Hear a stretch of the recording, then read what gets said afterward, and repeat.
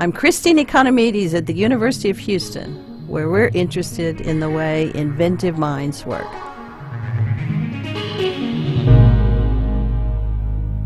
A transcript of this Engines of Our Ingenuity episode number 3204 is online at uh.edu/engines. Additional episodes are available by podcast.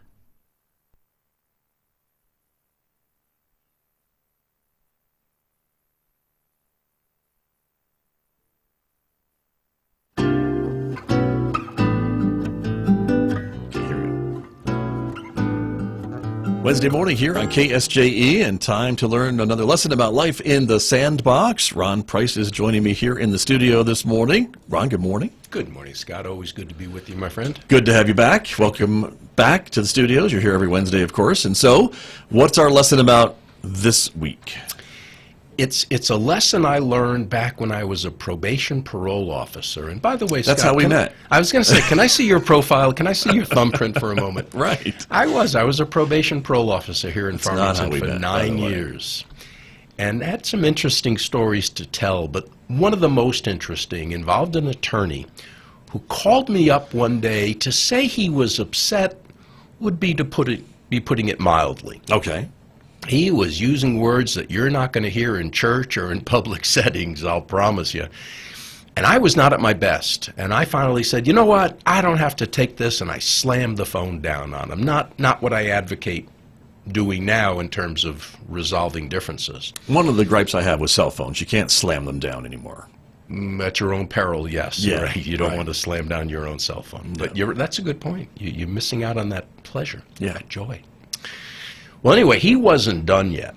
He called my boss and said, I want to come talk to you about price. And the boss said, okay, come on over. And so the boss said, hey, what's going on? What's his beef? I said, I don't know. I just know he's upset. I don't know what it was. So he comes over, and we go into this private office. The boss, I'll call him Buford. I don't think we have any attorneys, local attorneys named Buford. The boss, Buford, and I go into this office, and as soon as we get in, the phone rings. And human nature being what it is, my boss answers the phone. I don't know why we do that. That's probably a whole separate episode we ought to cover. Why are we not more courteous to the person right in front of us? But anyway, he answers the phone. So I turn to Buford, and by now I am calmed down. I am collected. I turned to him and I said, Buford, what's your problem with me? He said, I'll tell you what it is. You got no morals. You're lower than the low. You're a snake in the grass. Wow. Nice words to say, don't you think? Wow. Okay. And Scott, I'm from New England, as are you. Well, sort of New England. You're close enough to know that sarcasm is an art form back there.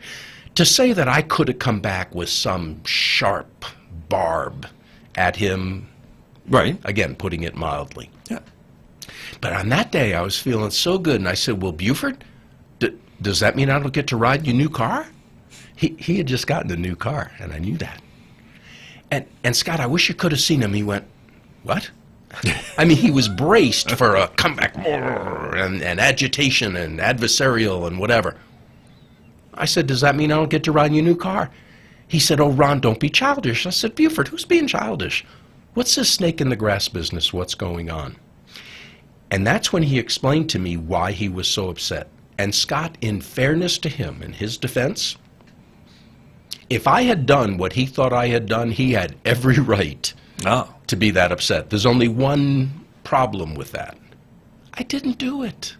Can I tell it short enough? I had a probation client that I was holding in jail because he had messed up, and I thought a little jail therapy would help him. I thought he might learn the error of his ways. Well, the lawyer had made an agreement with the district attorney that the district attorney was okay with him being let out of jail. He was going to plead to charges on Monday. I think this was on a Friday. So they made an agreement that he could be let out of jail, but nobody asked me.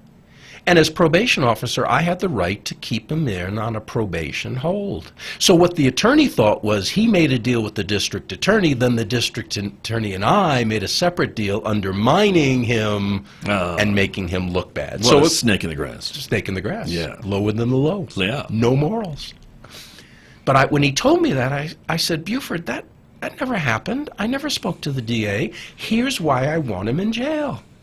And he said, okay. And we shook hands. In later days, whenever I'd see him, we'd always wave. We were always friendly. We played tennis together, in fact. We had a good working relationship. And the lesson I learned, it comes from the Bible, by the way, a soft answer turns away wrath. I had never seen it personally more vividly than I did that day. Scott, let me put you on the spot. Suppose I had come back to him. He calls me those three negative terms. Suppose I had said, yeah, you're a lawyer, blah, blah, blah. How do you think the conversation would have gone? Up, down, or neutral? Not well. Probably down. Way down. Way down. I mean, who knows? It might have come to fisticuffs. I hope not. But Right. But because I was able to maintain calmness and give a soft answer, and again, I don't do this all the time. I love teaching people this stuff, and I do practice it much, if not most of the time. I'm not perfect, come on.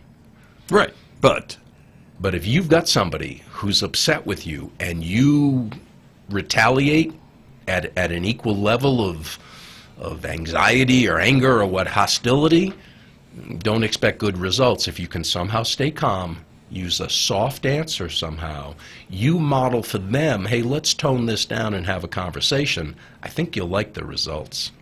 I think that's good advice, Ron Price, and we can use that all the time with a lot of different people, can't we? Just on days that have a Y in them. Oh, okay. Yeah, I'll make a note of that. Very good. That's Ron Price. He is with me every Wednesday with more lessons about life in the Sandbox right here on KSJE.